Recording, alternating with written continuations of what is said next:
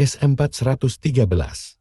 Alex berjalan gontai namun matanya fokus pada Nawang yang sedang berlatih ilmu bela diri bersama Albert dan Lian juga Hilman. Alex terus saja berjalan menghampiri Nawang, dan setelah dekat tiba-tiba Alex memeluk Nawang erat. Nawang terkejut dan risih karena di base camp banyak sekali orang. "Jangan dilepas, biarkan aku memelukmu. Kumohon," bisik Alex.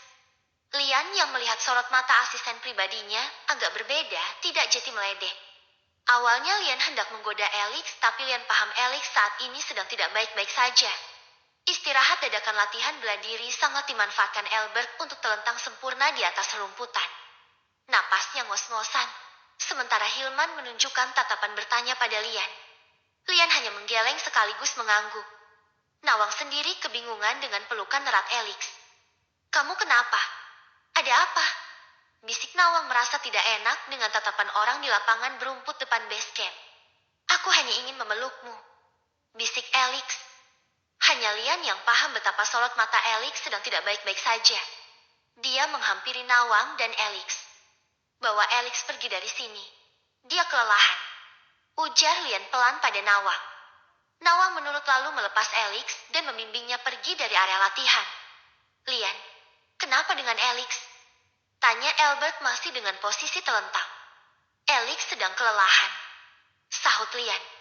"Rasanya jauh lebih kelelahan aku," sanggah Albert yang malas untuk kembali bangkit dan melanjutkan latihan. Sementara itu, Alex yang sudah duduk di ayunan taman berdua Nawang hanya diam seraya menggenggam jemari tangan Nawang. "Ada apa?" tanya Nawang lagi pelan. "Aku hanya perlu amunisi dan memelukmu sudah memulihkan staminaku," jawab Alex. "Kamu sedang punya misi khusus?" tanya Nawang lagi. Alex menggeleng. "Keluarga Dharma Wangsa sedang berbahagia. Tak ada yang sedang kuselidiki diam-diam." Nawang manggut-manggut meski dia merasa heran dengan kegelisahan Alex yang jelas kentara. Tuan Alberto Caspian lucu, isi otaknya mungkin lebih jenius dari semua keluarga Dharma Wangsa tapi fisiknya yang paling lemah. Baru latihan 20 menit sudah seperti orang lari meresan 1 jam. Ucap Nawang melihat Lian yang menarik lengan Albert agar bangun melanjutkan latihan. Alex melihat ke arah Albert. "Aku sedang menjalankan misi dari calon istri Tuan Albert, tapi rasanya seluruh persendianku lemas saat harus menjalankan misi tersebut," batin Alex. "Aku harus pergi. Kamu lanjutkan latihan lagi." Alex melepaskan genggamannya di jemari Nawang. Setelah mengecup-kucup kepala Nawang, Alex pergi. Dia hendak mencari tahu informasi mengenai Valerie. Jika dia mau, sudah sejak dulu Alex menggali informasi tentang mantan kekasihnya itu. Tapi Alex enggan.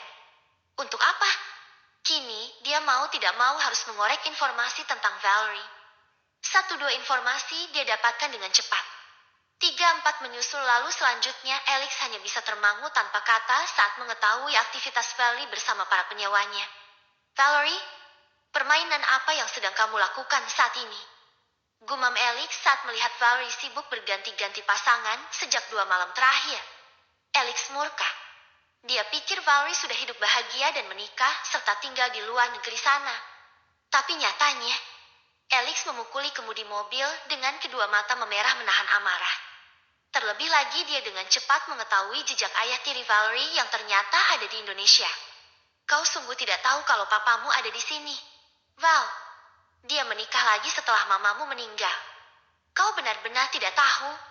Sorot mata Alex kira melihat Valerie bergelayut mesra di lengan pria tua dan berjalan di lorong kamar sebuah hotel bintang 5.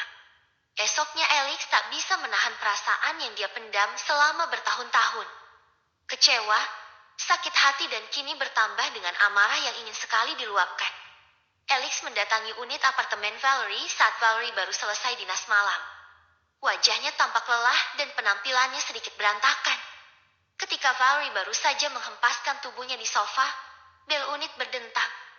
Dia dengan malas bangkit dan membuka pintu lalu terpaku. Mata Valerie mengerjap, dia mengucek mata dan mengusap wajahnya. "Kamu sedang tidak bermimpi." "Aku Alex." Alex merangsek masuk dan menggamit lengan Valerie kasar. "Apa yang kau lakukan tiap malam?" "Hah?" sentak Alex. Valerie masih belum sadar sepenuhnya jika cinta pertamanya yang dia tinggalkan kini benar-benar ada di apartemennya. Alex, aku. Mana suamimu? Dulu kau bilang pindah ke luar negeri karena dijodohkan lelaki berduit anak rekan bisnis ayahmu. Di mana suamimu? Alex menyorot penuh emosi melihat Valerie yang tampak kuyuh dan kelelahan. Ada beberapa luka lebam di leher dan lengan Valerie. Apa ini? Kenapa banyak lebam begini? Alex menyentuh leher dan lengan Valerie kasar. Alex, lepas. Sakit. Rintih Valerie. Kamu melayani lelaki dengan penyimpangan. Heh, kau menikmatinya. Demi apa? Demi uang? Demi gaya hedonmu. Kau meninggalkan aku demi melacurkan diri seperti ini. Alex merasa sakit melihat kondisi Valerie. Dia tidak terima mengetahui Valerie hidup dalam jerat kelam dunia malam. Valerie tersenyum sinis lalu mendorong Alex keras. Kau tidak berhak menghakimi hidupku. Kemana saja? Aku sudah menikmati perjalanan hidupku selama bertahun-tahun. Lalu tiba-tiba kau datang mempertanyakan semua yang kulakukan. Apa? Kemana saja kau bilang? Kau yang meninggalkan aku. Kau yang berkhianat. Valerie. Alex berteriak. Valerie mulai menangis tapi wajahnya tak kalah sadis dari ekspresi Alex. Pergi dari sini. Aku tak ingin melihatmu. Kau tak berhak mengataiku, menghakimiku, dan mencampuri urusanku. Pergi. Sentak Valerie. Kedua tangan Alex mengepal, gigi gerahamnya bergemeletuk menahan segala kecamuk rasa. Pergi. Teriak Valerie histeris seraya mendorong Alex dan membuka pintu masuk apartemen. Alex ingin sekali memeluk Valerie. Mantan kekasihnya itu terluka sangat dalam. Alex bisa melihat dengan sangat jelas di matanya. Tapi entah apa penyebabnya. Jangan ganggu aku dan Nenya dari hidupku seperti sebelumnya. Ucap Valerie dingin lalu menutup pintu dengan kasar setelah mendorong paksa Alex keluar. Valerie meringkuk di sofa dan tergugu dengan luka hati yang kembali menganga lebar. Alex dan Valerie tak tahu jika keributan mereka dilihat dengan jelas oleh Brianna. Saat malam Brianna sengaja masuk dan tidur di unit Valerie karena berisik dengan Elena yang sibuk menghafal naskah. Brianna terduduk lemas di kamar Valerie. Jetty, cinta pertama Valerie adalah Alex. Oh, kenapa dunia sempit sekali? Aku sudah membuat sepasang kekasih yang tersakiti itu bertemu dan membuat luka mereka kembali basah. Maafkan aku, Val. Aku tak tahu. Batin Brianna sedih seraya bersandar di dinding kamar.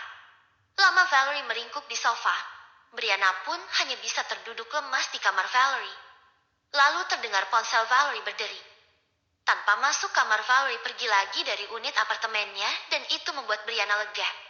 Dia segera membereskan tempat tidur dan segera keluar dari unit Valerie. Aku harus bertemu Alex dan menjelaskan kenapa Valerie dulu pergi meninggalkannya. Dia tidak boleh salah memahami maksud Valerie. Batin Brianna segera menghubungi Alex. Alex dan Brianna berhadap-hadapan di tempat kemarin mereka bertemu. Alex memberikan informasi keberadaan ayah tiri Valerie bersama foto-foto keluarga baru ayah tirinya.